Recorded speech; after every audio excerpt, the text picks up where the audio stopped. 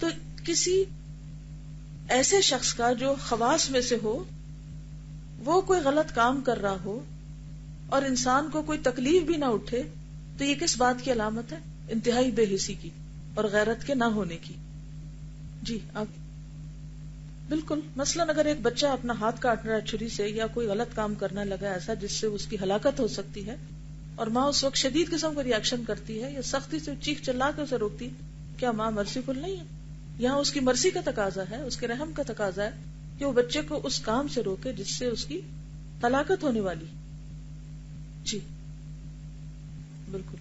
یعنی اللہ تعالیٰ صرف کسی قوم کے گناہوں کی وجہ سے اس کو پنش نہیں کرتے، بلکہ اس قوم کے نیک لوگوں کی خاموشی کی وجہ سے بھی، جو بروں کو برائی سے روکتے نہیں، اس کی وجہ سے بھی عذاب میں مبتلا کرتے، اور پھر اس میں سبھی سمیٹے جاتے ہیں. چلیے، بہت سے لوگ ایسے بھی ہوتے ہیں جن کے اندر غیرت کا مادہ ہی سرے سے کم ہوتا ہے، اور وہ معذرت قبول کرنے اور عذر پذیری ہی کو بہترین کام سمجھتے ہیں، تاکہ اس قسم کے لوگوں کے یہاں معذرتوں اور عذر پذیرائیوں کی راہیں بہت وسیع اور کشادہ ہو جاتی ہیں. ان امور کو بھی عذر سمجھا جاتا ہے جو فی الواقع عذر نہیں ہوا کرتے. یہ بڑی اہم بات ہے، یہاں پر ہمیں بیلنس قائم کرنے کی ضرورت ہے کہ کون سی چیز عذر ہے اور کون سی چیز عذر نہیں. چاہے بندوں کے ساتھ معاملہ ہو یا اللہ کے ساتھ.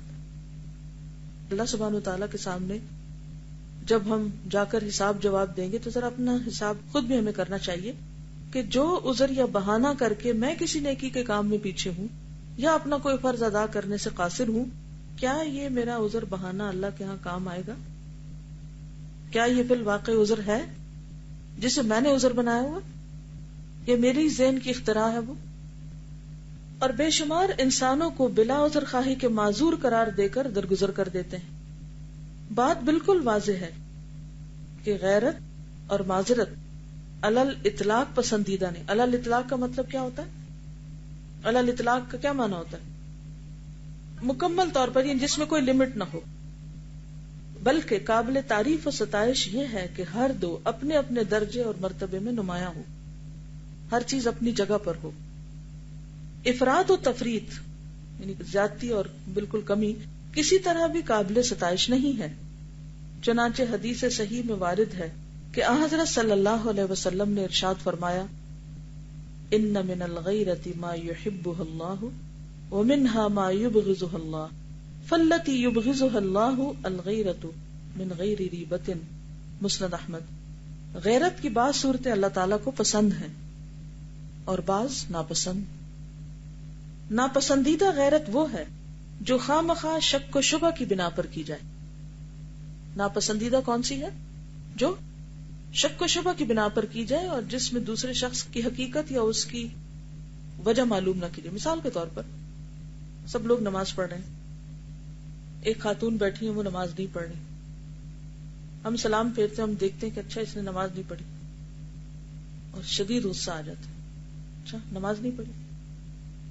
پھر ریاکشن کیا ہوتا ہے؟ تو سلواتیں سنانے لگتے ہیں، خود صلات پڑھ کے اس کو بھی سناتے ہیں، اور یا پھر اگنور کر دیتے ہیں. اب اگر کوئی شخص مشتعل ہو جاتا ہے کسی ایسے شخص پر، تو اس کو مشتعل ہونے سے پہلے کچھ سوچنا چاہیے. کیا کہ ہو سکتا ہے اس کو پڑھنی نہ ہو. بہت سے لوگ یہ پہلو نظر انداز کر کے فوراً تبصرہ شروع کر دیتے ہیں کہ میں نے فلان جگہ پر دیکھا اس نے تو نماز ہی نہیں پڑھی، اس کا کیا اعتبار، حالانکہ اس نے حقیقت نہیں جانی کہ کیوں نہیں پڑھی. اسی طرح اگر کوئی ماں اپنے بچے کی پٹائی کر رہی تو دور سے دیکھ کر یہ رائے قائم کر لینا کہ بے حد ظالم ماں ہے، کیا یہ درست ہو؟ نہیں معلوم کہ وجہ کیا ہے، حقیقت کیا ہے.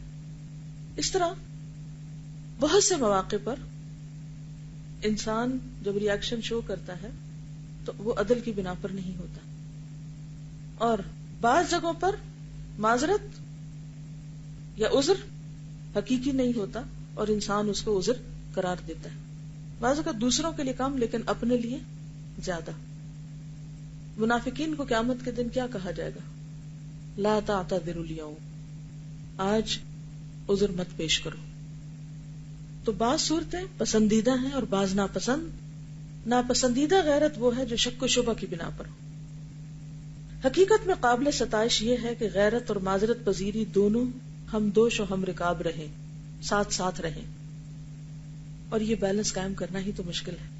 اس کے لیے عقل استعمال کرنے کی ضرورت ہوتی، تحمل چاہیے ہوتا ہے، شعور کی بیداری ضروری ہے. اصل میں پتہ کیا ہے، ہم لوگ اپنی عقل استعمال نہیں کرنا چاہتے. ہم کہتے ہیں بس لکیر کے فقیر بن کے جو کوئی کر رہا ہے وہ آنکھیں بند کر کے ہم بھی ویسا کریں، یا کوئی ہماری جگہ پہ ہمیں فیصلہ کر کے بتا دے کہ یہ ٹھیک ہے یہ غلط ہے. خود کوئی پین نہیں لینا چاہتے، کوئی تکلیف نہیں اٹھانا چاہتے، جس کے نتیجے میں ہمیشہ کنفیوژن کا شکار رہتے ہیں. یہ کریں یا نہ کریں، یہ ٹھیک ہے یا نہیں، یہ جائز ہے یا ناجائز ہے. روزمرہ زندگی کی چھوٹی چھوٹی باتوں میں کچھ مسائل تو واقعی تحقیق طلب ہو سکتے ہیں، لیکن چھوٹی چھوٹی چیزوں میں بھی ہم بعضوں کو ڈیسیژن نہیں لے پاتے. کیوں؟ وہ جرأت ہی نہیں ہوتی ہمارے اندر. ہر وہ شخص جو ان دونوں کے مواقع اور ان کی رعایت کو اچھی طرح سمجھے، مدح و ثنا اور تعریف و ستائش کا زیادہ مستحق ہے. یعنی ایسا شخص قابل تعریف ہے جو سختی کی جگہ سختی اور نرمی کی جگہ نرمی کرے. صرف نرمی ہی کرتے جانا اور سختی نہ کرنا، یا صرف سختی ہی کرتے چلے جانا اور نرمی نہ کرنا، یہ دونوں ناپسندیدہ ہیں.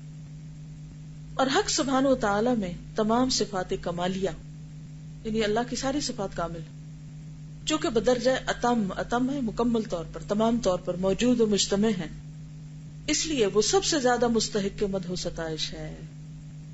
یعنی تعریف کس کی؟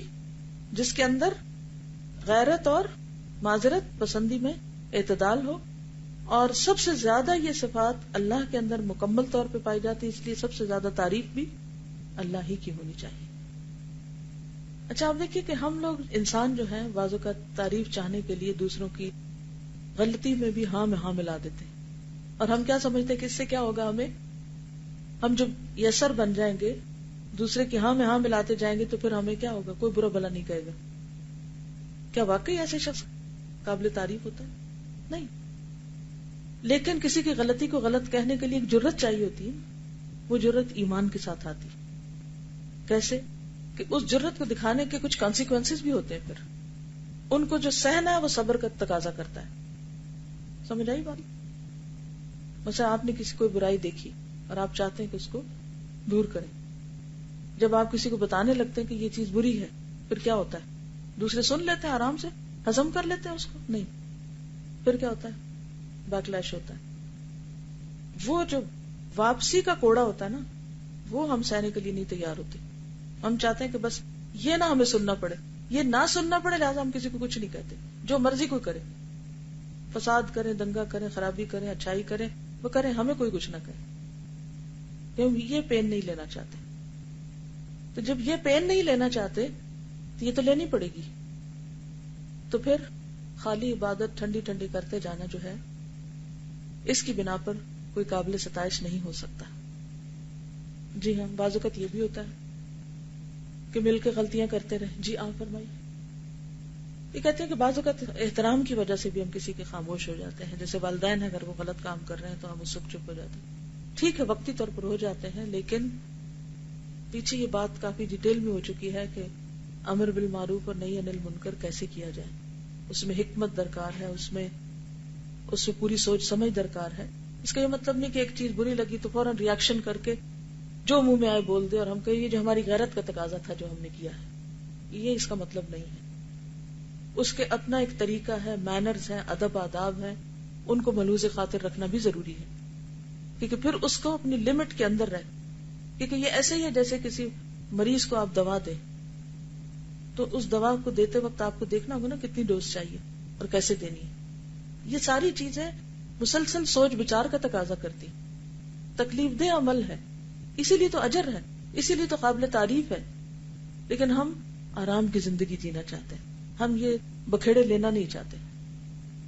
پیغمبروں کے ساتھ لوگوں نے زیادتیاں کیوں کی؟ پیغمبروں کو سب سے زیادہ تکلیف کیوں دی گئی؟ پیغمبروں پہ سب سے زیادہ آزمائشیں کیوں آئیں؟ اور پھر کیسے حدیث میں آتا ہے کہ سب سے زیادہ جو قریب ہوتے ہیں پیغمبروں کے، ان پہ اتنی زیادہ آزمائشیں آتی، کیونکہ وہ ان جیسا کام کر رہے ہوتے. جب ان جیسے کام سے جتنا آپ دور ہوتے جائیں گے اتنی آپ کی تکلیفیں اس اعتبار سے کم ہوتی جائیں گی. لیکن یہ یاد رکھیں کہ دنیا آرام کی جگہ ہے نہیں، کہ اگر آپ ایک چیز سے بچ کے ادھر آپ آرام کرنا چاہیں تو وہاں آپ کو آرام مل جائے. وہاں ایک اور مشکل شروع ہو جائے گی. اللہ تعالیٰ کا کوئی غیور بندہ اگر اللہ تعالیٰ کی صفات کمالیہ میں سے کسی ایک صفت میں بھی اس کی موافقت کر لے تو یہ اس کی قیادت اور رہبری کرتی ہے اور اس کی باگ پکڑ کر اسے بارگاہ رب العالمین میں پہنچا دیتی ہے. پروردگار کی رحمت کے قریب لا کر اسے کھڑا کر دیتی ہے اور بالآخر اسے اللہ تعالیٰ کا محبوب ترین بندہ بنا دیتی ہے. اسی لیے اللہ تعالیٰ رحیم ہے اور رحم کرنے والوں کو محبوب رکھتا ہے، کریم ہے اور کرم کرنے والوں کو محبوب رکھتا ہے، علیم ہے علماء کو محبوب رکھتا ہے، قوی ہے اور قوی الایمان مؤمن کو محبوب رکھتا ہے. ضعیف الایمان مؤمن کے مقابلے میں قوی الایمان مومن اللہ کو زیادہ محبوب ہے. اللہ تعالیٰ حی ہے، اہل حیا کو زیادہ محبوب رکھتا ہے. جمیل ہے، اہل جمال کو محبوب رکھتا ہے. وطر یعنی طاق ہے اور ارباب وطر و طاق کو زیادہ محبوب رکھتا ہے. 1 3 5 7 یہ عدد زیادہ محبوب. گناہ کا اگر کوئی دوسرا اثر نہ بھی ہو تو صرف یہی بہت بڑی سزا ہے کہ گناہگار انسان ان مقدس اور پاکیزہ صفات کی ازداد سے متصف ہو جاتا ہے. گناہ کا اگر کوئی دوسرا اثر نہ بھی ہو تو یہی بہت بڑی سزا ہے. کیا؟ کہ گناہگار انسان ان مقدس اور پاکیزہ صفات کی ازداد یعنی اپوزٹ سے متصف ہو جاتا ہے. بات سمپل سی جس کو ذرا کمپلیکیٹڈ بنا کے پیش کیا گیا. یعنی گناہ کی سزا یہ ہے کہ انسان کے اندر خبیث صفات آ جاتی اور یہ ازداد سے ان مقدس صفات سے متصف ہونے سے روک دیتی. پھر اچھی عادات انسان اپنا نہیں سکتا کیونکہ قلب میں موجود خطرہ بالآخر وسوسے کی شکل اختیار کر لیتا ہے اور ارادہ عمل کی شکل میں نمودار ہوتا ہے. اس کے بعد یہ چیز ایک صفت لازمہ اور ثابتہ اور ہیئت راسخہ بن کر رہ جاتی. یعنی جب انسان کے اندر ایک کنفیوژن پیدا ہوتی ہے، وسوسے کی کیفیت پیدا ہوتی ہے اور انسان کسی چیز کو ڈیسائیڈ نہیں کر پاتا کہ کرے یا نہ کرے، تو پھر آہستہ آہستہ کیا ہوتا ہے کہ وہ ہیبچل ہو جاتی، وہ اس کی شخصیت کا حصہ بن جاتی. پھر انسان کہیں کا بھی نہیں رہتا. پھر وہ ایک اچھا کام کرنا چاہتا تو کر نہیں پاتا کیونکہ وہ اس کنفیوژن سے باہر نہیں نکلتا. اور جب نوبت اس درجے تک پہنچ جاتی ہے تو بندے کے لیے اس سے رستگاری اور نجات مشکل ہو جاتی ہے. جس طرح کہ طبعی صفات کو ترک کرنا مشکل اور متاثر ہو جاتا ہے، یعنی مشکل ہو جاتا ہے. یعنی کہ ہر قوم، ہر قبیلے، ہر خاندان کی کچھ عادات ہوتی ہیں جن کی وجہ سے پہچانے جاتے ہیں.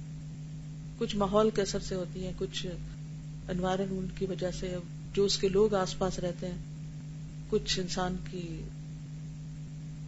جینز میں کچھ چیزیں آ جاتی ہیں. تو کچھ عادتیں ہوتی ہیں نا، مختلف ذات کے لوگ، مختلف علاقوں کے لوگ مختلف خاص کوالٹی سے مشہور ہوتے ہیں. مثلا عربوں کی کیا صفات تھی؟ بہادر تھے، مہمان نواز تھے. اور اب یہ صفات جو تھی وہ ان کے اندر طبعی طور پہ موجود تھی، ان کے انسٹنکٹ میں تھی. ان کو اکتسابی طور پر کوشش کر کے نہیں لانا پڑا. ٹھیک ہے نا؟ جس طرح یہ صفات انسان اپنے اندر سے دور نہیں کر سکتا، جتنا بھی آپ اس کو اس سے دور کریں پھر واپس وہی پلٹ کے آتا ہے. اسی طرح بعض اوقات جب انسان غلط کام کرتا ہے اور توبہ نہیں کرتا تو نتیجہ کیا ہوتا ہے کہ اس کے اندر نیکی کی خواہش نہیں رہتی اور پھر جو غلط کام کر رہا ہوتا ہے وہ اس کی عادت ثانیہ بن جاتے ہیں، ہیبٹ بن جاتے ہیں. پھر عادتوں کو ترک کرنا اور مشکل ہو جاتا ہے. جیسے بعض لوگوں کی جھوٹ عادت بن جاتا ہے، بات بات میں جھوٹ. ٹانٹ کرنا بعض لوگوں کی عادت میں ہوتا ہے. آپ ان سے جب جیسے جس حال میں بھی بات کریں وہ سیدھے منہ جواب نہیں دیں گے، وہ ٹانٹ ہی کریں گے اور انہیں خود بھی نہیں پتا ہوتا وہ کیا کر رہے ہیں.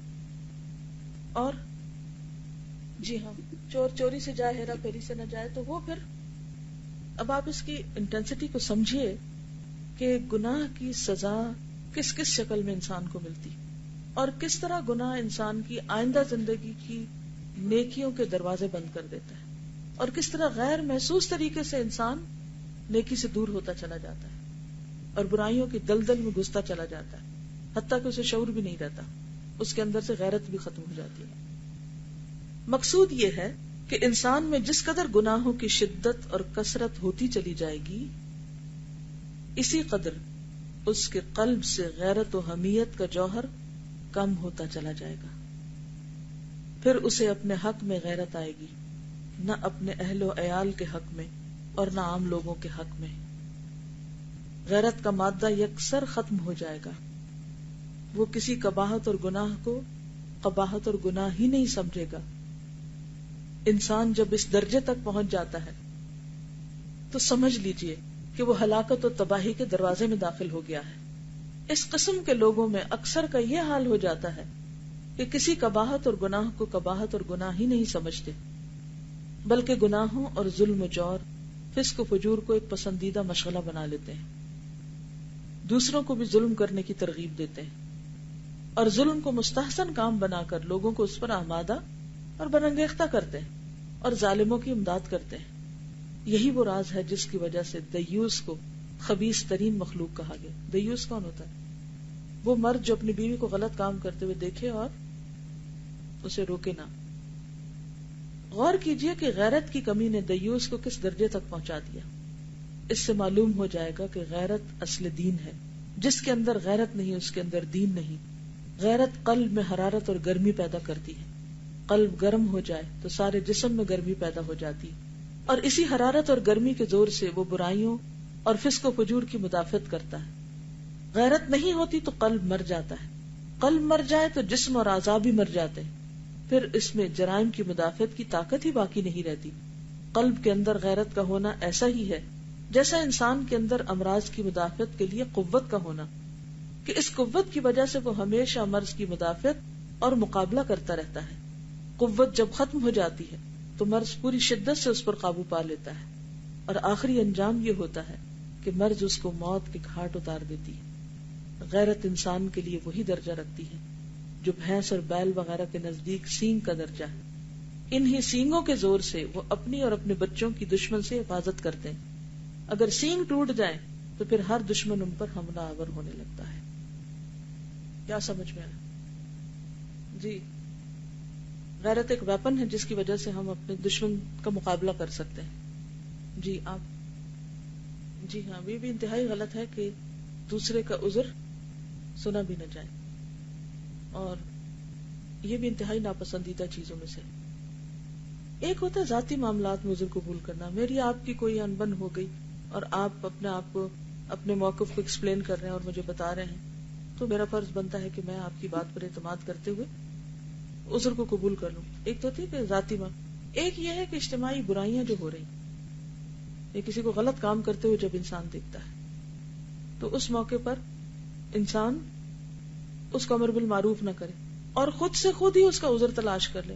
اچھا یہ وجہ ہوگی، یہ وجہ ہوگی، کوئی مجبوری ہوگی تو وہ ایسا کر رہا ہوگا، تو کرتا رہے، کوئی فرق نہیں پڑتا۔ تو یہ نہیں ہونا چاہیے، یہ غیرت کی کمی ہے۔ مثلاً آپ دیکھ رہے ہیں کہ کوئی شخص غلط کام کر رہا ہے تو آپ کا کیا فرض بنتا ہے کہ آپ جا کر اس کو روکیں۔ ہم اس کو نہیں روکتے، ہم جا کے کسی اور کو شکایت کرتے ہیں، وہ میں نے دیکھا تھا فلاں یہ کر رہا ہے۔ یہ بھی انتہائی بدترین چیز ہے۔ ہر مسلمان کو اللہ سبحانہ وتعالیٰ نے یہ ڈیوٹی دی ہے کہ وہ کیا کرے، دوسروں کو حق کی تلقین کرے اور صبر کی تلقین کرے، لیکن ہم خود روکنے کی بجائے صرف شکایتیں لگانے پہ زور رکھتے ہیں۔ کیوں؟ ہم کہتے نہیں ہم بڑے کمزور ہیں، قوت نہیں۔ جسمانی قوت کی یہاں ضرورت نہیں ہوتی۔ کس قوت کی ضرورت ہوتی؟ ایمانی قوت کی۔ اور ایمانی قوت کے لیے ٹھیک ہے علم کی ایک حد تک ضرورت ہوتی، لیکن ضروری نہیں کہ جس کے پاس علم زیادہ ہو اس کے پاس ایمانی قوت بھی زیادہ ہوگی۔ بعض اوقات آپ نے دیکھا ہوگا دنیاوی اعتبار سے بہت کم پڑھے لکھے لوگ بھی دین اور ایمان میں بہت آگے ہوتے ہیں، اور وہ اپنی سمپل سادہ باتوں سے بہت سی برائیوں کو آسانی سے روک پاتے ہیں۔ پھر بات یہ ہے کہ جہاں انسان کا مفاد ہوتا ہے نا، وہاں تو اس کی غیرت خوب کام کرتی ہے، لیکن جہاں ذاتی مفاد نہیں ہوتا وہاں عام طور پر اللہ کے لیے غیرت اور اللہ کی حدود کو ٹوٹتے ہوئے دیکھ کر غیرت میں آنا وہ بہت کم ہو گئی۔ پھر اسی طرح آپ دیکھیں کہ جو غیرت کے بعد ایک دم اشتعال میں آ کے قتل کر دینا، تو آنر کلنگ کے بارے میں آپ نے سنا ہوگا، قتل غیرت جس کو کہتے ہیں، کہ کسی مرد نے بہن یا بیوی یا کسی کو کوئی غلط کام کرتے دیکھا تو دیر اینڈ دن قتل کر دیا۔ تو اس میں آپ دیکھیے کہ اس میں بھی قانون کو اپنے ہاتھ میں آپ نہیں لے سکتے، کیونکہ ہو سکتا ہے کہ اس میں بہن کا قصور نہ ہو، اس میں کسی اور کا قصور ہو کہ اس نے اس کو ورغلا لیا ہو، یا پھر اسے اغوا کر لیا، یا کوئی اور وجہ ہو سکتی۔ تو ٹھیک ہے غیرت میں آنا اپنی جگہ ضروری ہے ایمانی اعتبار سے، لیکن اس وجہ سے مشتعل ہو کر فوری طور پر ایسے کام کرنا کہ جس سے اصلاح کی بجائے فساد ہو، اس کی بھی اجازت نہیں. تو اس میں اعتدال ہونا چاہیے، غیرت اور معذرت میں، عذر تلاش کرنے میں. جی آپ فرمائیے. غیرت چلی گئی تو ایمان بھی چلا گیا، حیا چلی گئی تو پھر جو چاہے انسان کرے. بہت سے اچھے کام ہم نہیں کر پاتے تو کیوں نہیں کر پاتے، اس کی بھی وجہ معلوم ہو رہی ہے. غیرت ہے بڑی چیز جہان تگ و دو میں، پہناتی ہے درویش کو تاج سر دارا. یعنی دارا کے سر کا جو تاج تھا وہ درویش پہ آ جاتا ہے جب اس کے اندر غیرت ہوتی ہے. اوکے. سبحانک اللہم و بحمدک نشہد ان لا الہ الا انت نستغفرک و نتوب الیک. السلام علیکم و رحمۃ اللہ وبرکاتہ.